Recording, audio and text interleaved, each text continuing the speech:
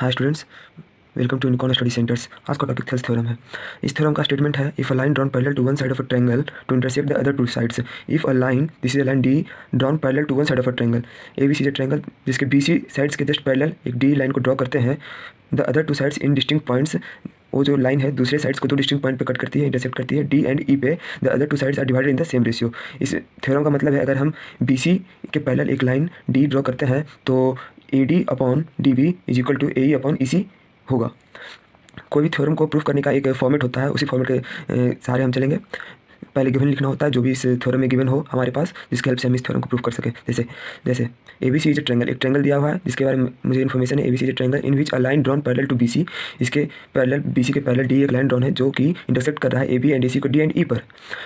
उसके बाद हमें टू प्रूव लिखना होता है, जो कि हम इस थ्योरम से प्रूव करना चाहते हैं। तो हमें प्रूव क्या करना है, A D upon D B is equal to A E upon E C. उसके बाद हमें इस थ्योरम को प्रूफ करने के लिए जो भी कंस्ट्रक्शन की जरूरत होती है उसे इंक्लूड करना पड़ता है। तो इसके टू प्रूफ के बाद मुझे कंस्ट्रक्शंस लिखने पड़ेंगे।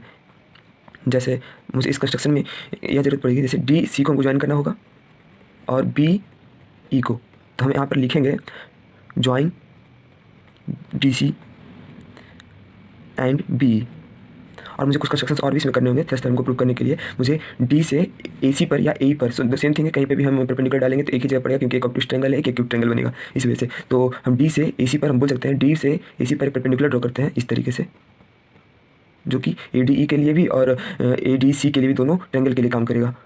हम कोई नाम देते हैं डी एम, और ई से एक परपेंडिकुलर ए बी पर ड्रॉ करते हैं, ए बी पे, जिसका नाम हम एन दे देते हैं। तो उसके मैंने दो कंस्ट्रक्शन और की, इसलिए इसके लिए वो भी हमें कंस्ट्रक्शन में इंक्लूड करना पड़ेगा। And draw E N perpendicular to A B. ये साइन परपेंडिकुलर का होता है, हम लोगों ने पहले भी 9th क्लास में पढ़ा होगा। E N perpendicular to A B पे ई एन परपेंडिकुलर डाला गया इस तरीके, इसको हम शॉर्ट फॉर्म में इस तरीके से भी लिख सकते हैं, and D M perpendicular to A C. ये हमारा कंस्ट्रक्शन हो गया। मैंने जो जो कंस्ट्रक्शन किया उसे मैंने लिख दिया। उसके बाद मुझे प्रूफ लिखना होता है, मतलब जो मैं अब जो पूरा मेथड जो है प्रूफ में किस तरीके से करूँगा, प्रूफ लिखकर उसे प्रूफ करना होता है। तो मुझे इस थेल्स थ्योरम को प्रूफ करने के लिए सबसे पहले हम इस ट्रायंगल में चलते हैं, ए डी ई। इस थेल्स थ्योरम को प्रूफ करने के लिए हमें सबसे बेसिक फॉर्मूला की जरूरत पड़ती है, area of triangle. Area of triangle हमें क्या मुझे पता होता है, एरिया ऑफ ट्रायंगल मैं यहाँ पे साइड में लिख देता हूँ, एक रफ फॉर अंडरस्टैंडिंग से इंक्लूड करने की जरूरत नहीं है थ्योरम में। अगर आप पेपर पे कभी बोर्ड एग्जाम में आप लिख रहे हो तो इसे इंक्लूड करने की जरूरत नहीं है, बट मैं एरिया ऑफ ट्रायंगल लिख देता हूँ। Area of triangle is equal to half into base into height होती है। सबसे बेसिक फॉर्मूला ट्रायंगल के एरिया का होता है। तो मैं चलूँगा, पहले मैं लिखूँगा इन ट्रायंगल ए डी ई, आपको नजर आ रहा होगा ए डी ई, इस ट्रायंगल में चलूँगा। इस ट्रायंगल में मुझे चलना है और इस ट्रायंगल का एरिया निकालना है। तो area of triangle A D ई, हम एरिया ऑफ ट्रायंगल को इस तरीके से भी लिख सकते हैं। और इसका फॉर्मूला क्या मैंने जाना, एरिया ऑफ ट्रायंगल का था half into base into height. तो half into A D E का, जिस इस बेस पर ही परपेंडिकुलर डाला हुआ है, तो हम इसी बेस को इसी परपेंडिकुलर को लेंगे हाइट के तौर पे। तो half into A D into E N, A D base हो गया मेरा इस ट्रायंगल का, और ई एन मेरा परपेंडिकुलर हो गया इस ट्रायंगल का। सिमिलरली हम इस देख रहे हैं कि एक परपेंडिकुलर इधर भी ड्रॉ है, तो हम लिख सकते हैं इस तरीके, इसका एक फॉर्मूला और भी लिख सकते हैं हम, हाफ इंटू बेस। बेस हम इस ए डी ई का बेस हम इस तरीके से ले लेते हैं, A E into D M. D M भी परपेंडिकुलर हाइट का काम करेगा। अब मुझे इस ट्रायंगल में चलना है, डी बी ई। मुझे 4 ट्रायंगल की जरूरत पड़ेगी इस थ्योरम को प्रूव करने के लिए। तो area of triangle D B E, इसे इसमें ए एक ऑब्टूस ट्रायंगल फॉर्म हो रही है, आप जैसा देख रहे होंगे ए ऑब्टूस ट्रायंगल है, और ऑलवेज ऑब्टूस ट्रायंगल ही ऐसे फॉर्म होगी, डी बी ई। तो ऑब्टूस ट्रायंगल का हमेशा ही हाइट बाहर होता है, ट्रायंगल के बाहर होता है। तो इस ट्रायंगल का अगर इस बेस पे हम ले तो ट्रायंगल का जो हाइट होगा उस ट्रायंगल के बाहर ही होगा। तो इसे हम लिख सकते हैं हाफ इंटू बेस मेरा क्या है, डी बी ई का, बी डी। हमको इस बेस पे काम करना है, इस बेस पे। तो इस बेस पे मेरा बी डी है, इस बेस पे ही हम पहले देखते हैं कि क्या इसका हाइट क्या है, ई एन, ई एन। और सिमिलरली एरिया ऑफ ट्रायंगल, इस ट्रायंगल डी ई सी का भी निकाल लेते हैं, डी ई सी। जिस तरीके से area of triangle D B निकाले उसी तरीके का डी ई सी भी हम लिख सकते हैं। इसमें क्या होगा, हाफ इंटू बेस मेरा ई सी हो गया और हाइट मेरा डी एम हो गया। बेस मेरा ई सी हो गया, हाइट मेरा डी एम हो गया। अब इस फॉर्मूले से अब आगे मुझे करना है, अब हम रेशियो में लिख लेते हैं, जैसे area of triangle A D E upon area of triangle D B E. मैं ऐसा क्यों कर रहा हूँ, मुझे इन दोनों का रेशियो निकालना है। तो A D upon D B का, तो मुझे पहले A D upon D B किस तरीके से मैं कर सकता हूँ मुझे सोचना पड़ेगा। तो area of triangle A D upon D B करना है, मतलब या बी डी बोल लें या डी बी बोल लें। तो इसमें हम देख लेते हैं A D upon B D, इसमें ए डी है और इसमें बी डी है, तो क्या करते हैं इन दोनों को हम कर लेते हैं, A D upon B D हो जाएगा। क्या मुझे चाहिए, A D upon B D चाहिए। इस तरीके से हम इसको पहले कर लेते हैं। तो हाफ इंटू ए डी, हम देख रहे हैं इसमें इस दोनों ट्रायंगल को अपॉन करने पर A D upon B D मुझे मिल रहा है, इसलिए हम इसमें इस दोनों ट्रायंगल का यूज़ करेंगे, half into B D into E N. हम देख सकते हैं इसमें ई एन ऊपर नीचे सेम है, एक हाफ हाफ ऊपर नीचे सेम है, तो ये कट जाएगा। पड़ेगा इस तरीके से, area of triangle A D E upon area of triangle D E C half into A into D M upon half into E C into D M. यहाँ पर भी हम देख रहे हैं डी एम ऊपर नीचे से में कट जाएगी, 1/2 ऊपर नीचे से में कट जाएगा, तो मतलब बचा क्या मेरे पास, ए ई अपॉन ई सी। इस समीकरण को भी, इस इक्वेशन को भी हम इक्वेशन सेकंड का नाम दे देते हैं। अब जैसा कि अब हमको इन दोनों को, जैसा कि हम टू प्रूफ में देख रहे हैं, हमको इस दोनों को बराबर करना है, तो इन दोनों को बराबर करने के लिए हमको क्या जरूरत पड़ेगा, ऊपर तो ए डी ई है, ए डी, लेकिन ये दोनों हमको बराबर होगा तभी ये दोनों बराबर हो सकता है, इसके बराबर इसके हो सकता है। इसलिए जैसा कि हम जानते हैं, एज वी नो दैट, एक ही बेस पर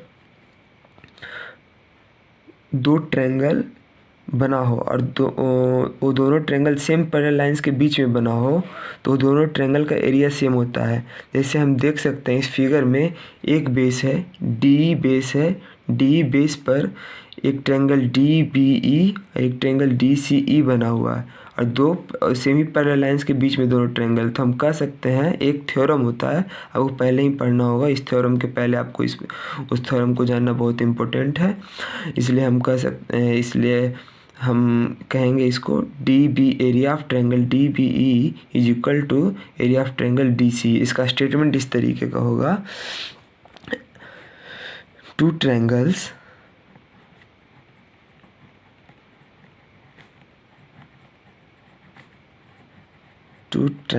drawn on the same base and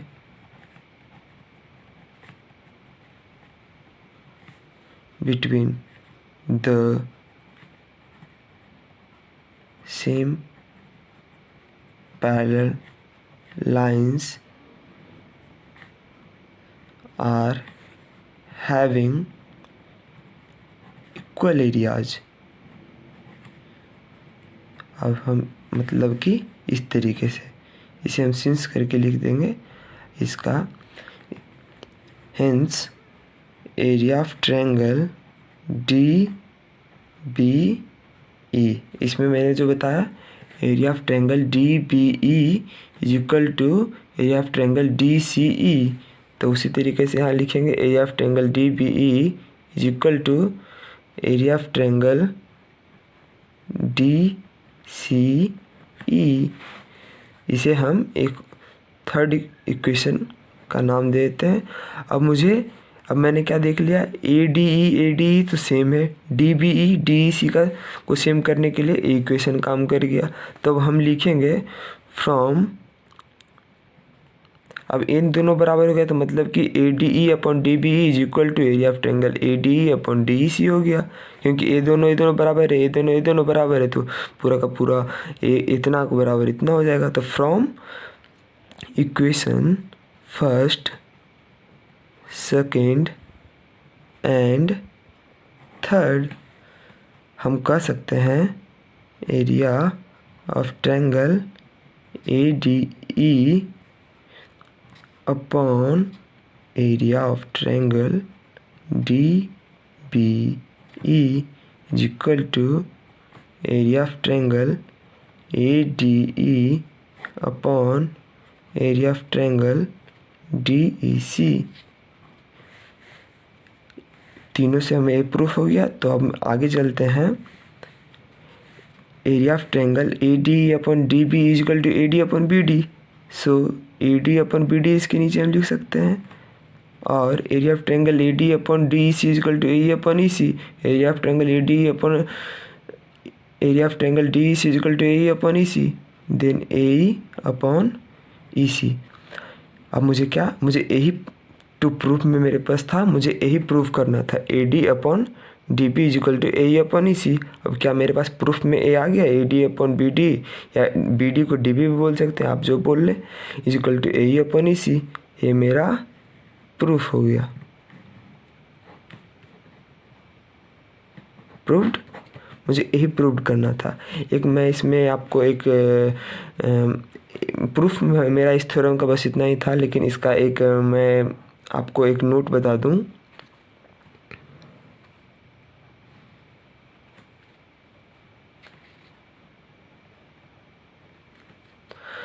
अगर इस थ्योरम का इन्वर्स हम करें कन्वर्स करें तो भी ये थ्योरम प्रॉपर तौर पे अप्लाई होगी। जैसे कि अगर हम कहें इस ट्रायंगल को, जिस तरीके से इसमें क्या था, इस ट्रायंगल का मेरा थ्योरम में गिवन क्या था, अगर ए बी सी एक ट्रायंगल है, उसके बी सी के पैरेलल अगर हम डी लाइन ड्रॉ करते हैं तो A D upon D B is equal to A E upon E C. मुझे यही था ना, A D upon D B is equal to A E upon E C. अब हम कह सकते हैं अगर कोई ट्रायंगल में A D upon D B A D upon D B पहले से दिया हुआ हो, A D upon D B given हो, तो क्या हम डी अपॉन बी सी को पैरेलल बोल सकते हैं? ऑफ कोर्स बोल सकते हैं, यही कन्वर्स है इसका। डी अगर A D upon D B is equal to A E upon E C दिया हो, अगर ये दोनों साइड प्रोपोर्शनल हो, तो हम कह सकते हैं कि D upon D parallel to B C. अगर ए गिवन हो तो हम कह सकते हैं कि D parallel to B C. इस फिगर के अकॉर्डिंग आप देख कर कहिएगा। अगर ए दिया हुआ हो तो ये आपका होगा, मतलब कि अगर साइड प्रोपोर्शनल हो, ये साइड प्रोपोर्शनल हो गया, ये जो इक्वेशन है साइड प्रोपोर्शनलिटी को शो कर रहा है, A D upon D B equal to A upon E C. तो हम कह सकते हैं इसका कंक्लूजन कि D is equal to B C, is equal to नहीं, D parallel to B C होगा। यही था हमारा थेल्स थ्योरम। थैंक्स, होप आप लोगों को समझ में आया हो।